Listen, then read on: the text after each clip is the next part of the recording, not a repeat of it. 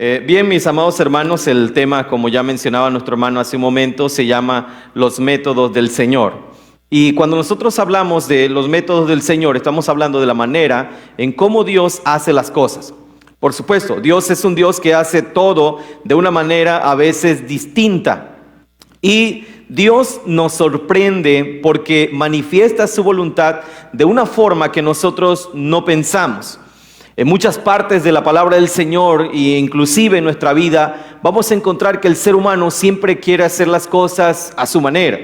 Siempre queremos que Dios responda en el tiempo que nosotros queremos. Siempre queremos que Dios obre de la manera que nosotros queremos. Siempre queremos ver cosas impresionantes en nuestra vida, cuando a veces Dios va a obrar de una forma tan sencilla, de una forma tan clara, porque el Dios en quien nosotros creemos, el Dios de la Biblia, es un Dios que obra de manera soberana. Y es precisamente de eso que vamos a hablar en esta mañana, y esperamos que usted pueda acompañarnos en este día acerca de la palabra de nuestro Dios. En Isaías capítulo 55, versículos 8 y 9, el Señor nos recuerda algo muy importante. Y nos recuerda que sus pensamientos no son como nuestros pensamientos, ni nuestros caminos son como los caminos del Señor. Como son más altos los cielos que la tierra, así son los caminos del Señor más que nuestros caminos, y sus pensamientos más que nuestros pensamientos. Por esa razón, mis amados hermanos, en nuestros pensamientos, cuando nosotros estamos observando o estamos tratando de resolver algún problema, nuestros pensamientos están completamente limitados. Te has encontrado tal vez en alguna situación en la que probablemente tú estás pensando darle solución a ese problema y Dios te sorprende de una forma que tú no esperabas. Por ejemplo, uno de los relatos más impresionantes y más hermosos que escuchamos, y más bien que leemos en la palabra del Señor, se registra específicamente en el Antiguo Testamento, en el libro de Éxodo. El pueblo de Dios había salido de Egipto.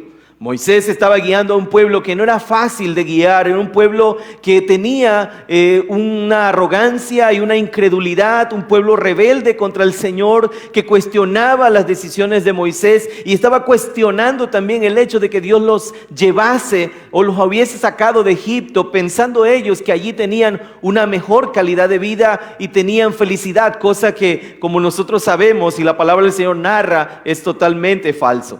Ahora bien, ellos llegan a la playa o el borde del mar, y de repente ellos miran a los egipcios que vienen detrás de ellos, pero también ven el mar que está frente a ellos y empiezan a preocuparse de qué manera ellos van a salir de esa situación.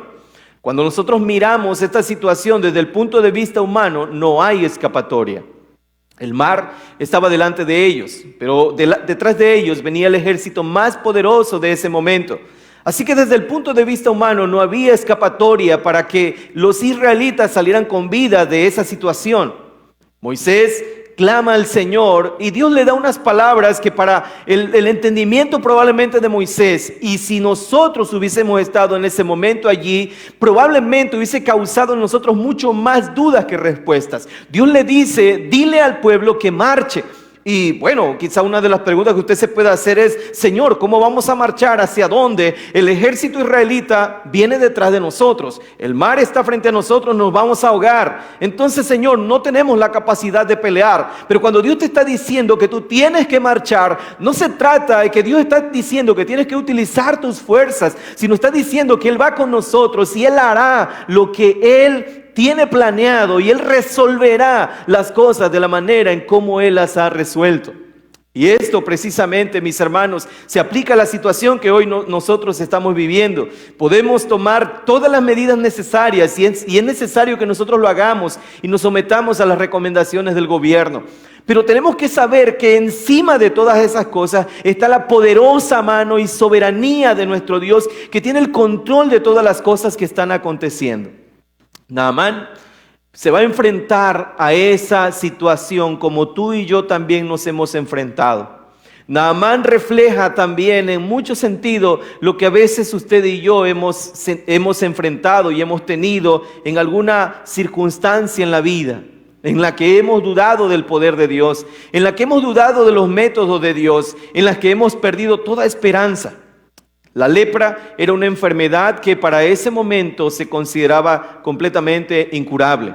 La persona que enfermaba de lepra era una persona que, como ahora estamos viendo, se le aislaba. Es decir, no se le permitía tener contacto con otras personas porque se consideraba una enfermedad de completa, o podríamos decir muy agresiva en el sentido de contagio. Inclusive a los leprosos a veces se les daba comida por medio de una vara para que no tuviesen contacto con las personas, algo muy parecido a lo que está sucediendo el día de hoy. Sin embargo, leemos por medio de la palabra de nuestro Dios que el Señor puede hacer cosas que nuestra mente no contempla, que nuestro razonamiento no entiende, porque Dios está por encima de todas las cosas y Él aún sigue obrando milagros y es Dios quien hace las cosas. Pero comencemos viendo principalmente lo que la palabra del Señor nos dice acerca de los métodos del Señor. Lo primero que quiero que nosotros veamos, que usted pueda analizar ahí en casa, pueda tomar su Biblia, pueda abrir la palabra del Señor y siga conmigo. Vamos a estudiar hasta el versículo 19, solamente vamos a dejar un poquito un espacio sobre la historia de Giezi, ¿verdad? Vamos a tomar la parte de la historia hasta donde termina la relación con Eliseo y Naamán, en ese aspecto, en el versículo 19 de la sanación de él. Y la palabra del Señor dice que Naamán, y veamos las características de este hombre, era general del ejército de Siria, uno de los ejércitos más poderosos de ese momento, si no es que el más poderoso. Ahora, era una persona importante, dice que era un varón grande delante de su señor, delante del rey. Y aparte de eso, el rey lo estimaba mucho, porque por medio de él había dado Jehová salvación a Siria. Era este hombre valeroso en extremo, pero tenía una situación: leproso. Hay una palabra ahí de contraste, y ese contraste, esa palabra pero, cambia completamente toda la perspectiva que estamos nosotros leyendo respecto a Naamán. Si nosotros leemos hasta la parte donde termina, donde va, o más bien donde podríamos cerrar el texto más bien hasta antes del pero, podríamos pensar que este era un hombre que no le faltaba nada. Era un hombre que, dice el texto, era un varón grande delante de su señor. Es decir, el rey lo tenía como una persona importante dentro de su reino, dentro de su ejército. Lo estimaba, lo amaba. Dios le había dado salvación a Siria por medio de él, y aparte de eso era un hombre valeroso en extremo. No era cualquier soldado, era un hombre valeroso en extremo. Ahora, hermanos, si nosotros pensamos, por ejemplo, en esas características de Naamán, sin llegar al pero en este versículo, lo primero que podíamos pensar nosotros es que este hombre no le faltaba nada, que tenía todo para ser feliz, que no había algo en él que le provocara quizá alguna inquietud, que era un hombre que tenía todos los reconocimientos, todos los títulos, tenía todos los honores, había recibido todas las estrellas probablemente de reconocimiento del ejército. Era un hombre en quien el rey confiaba de manera militar.